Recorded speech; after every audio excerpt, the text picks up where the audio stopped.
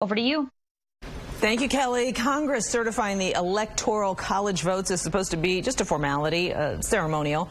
But these days, nothing is that, is it? Boy, you're absolutely right. And some Republicans are planning to challenge the results. So what does that all mean? Our friend, Oakland University political science professor Dave Giulio, joining us this morning. Dave, good morning to you.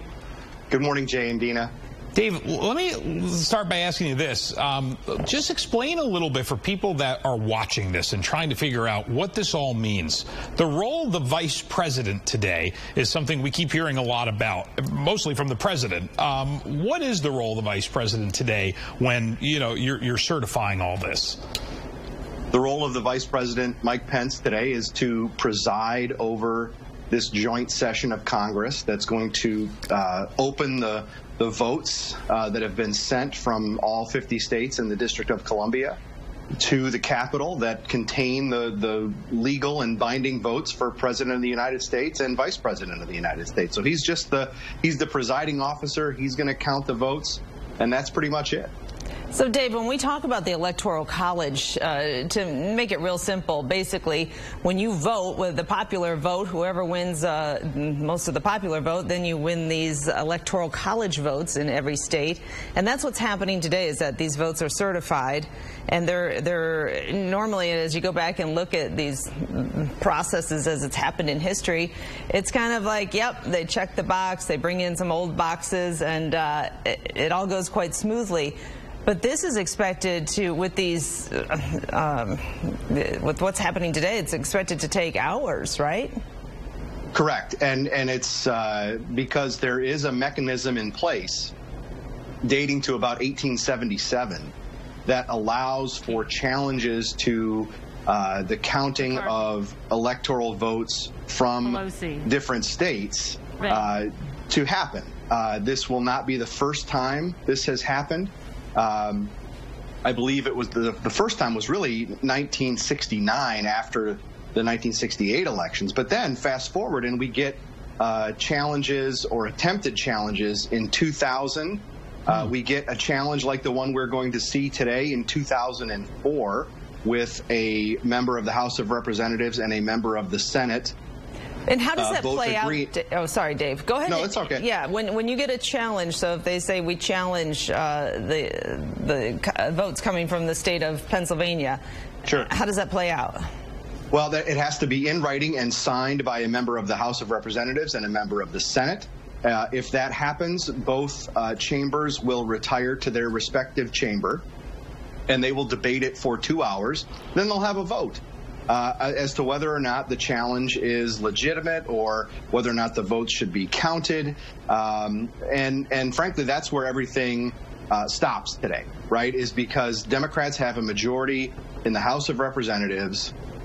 There are several Republicans in the U.S. Senate who are going to take part in this challenge. But in neither chamber do I think are there enough votes to do anything, especially in the House of Representatives. The Democrats will vote it down, the votes will be counted, and Joe Biden will be inaugurated president on January 20th. So this, for the most part, today is really symbolic more than anything. It is a way to say, for some of these senators to say who represent states, we don't believe these results, and we have to be vocal about it.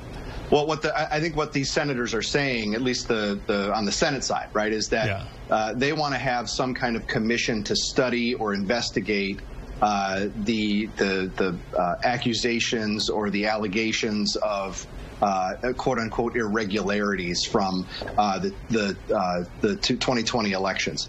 And in fact, that's a similar complaints were made in 2004 after George W. Bush won second term, and that's what sort of spurred that other challenge 16 years ago.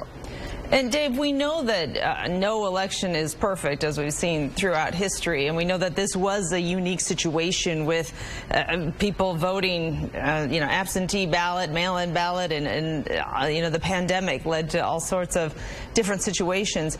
But this has also been contested as far as voter fraud. That's been contested in courtrooms across the country. Absolutely, and voter fraud is real. It happens. People get arrested for it, and they get charged with it, and they pay penalties for it. But there has been no evidence that I've seen in this election that would point to enough fraud to change any results. Before we run out of time, let's just quickly talk about Georgia. If Democrats win both of those races, you have Kamala Harris, who becomes the tiebreaker in the Senate, and then it's pretty much anything that's on the agenda of the president-elect it gets pretty good support, right? Maybe. It's the U.S. Senate is an interesting institution. The Senate will be 50-50 with, and in that instance, you're right, Jay, the vice president would come in and break any 50-50 ties, which she would on a rules package that would be adopted before the Senate gets into the nitty-gritty of its business for the next 2 years. The key piece here is going to be whether or not Democrats change and it's not arcane, but it's not terribly well known rule in the Senate that requires 60 votes to really do anything controversial, also known as the filibuster rule. Right. And if Democrats do that, they will be able to do anything they want with 51 votes. If they don't, they'll still need to meet that 60-vote threshold, which means likely more gridlock, not a whole lot of agreement between the House and Senate. And for the viewers out there, all eyes are now going to be on a guy from West Virginia named Joe Manchin. He is likely going to be the key vote in whether or not Democrats are able to change the rules and eliminate the legislative filibuster, which would lead to a lot more legislation coming out of the Senate that the House would agree with, that the president and vice president would agree with, and that, frankly, Republicans are nervous about. Right. Well, we'll be seeing what Joe's up to. It will be historic to have, all bodies of government under one party if that happens. Rare, for sure, yes. Yeah. Dave, always great seeing you, and boy, great insight as always. Thank you again, sir. My pleasure. Thanks for having me.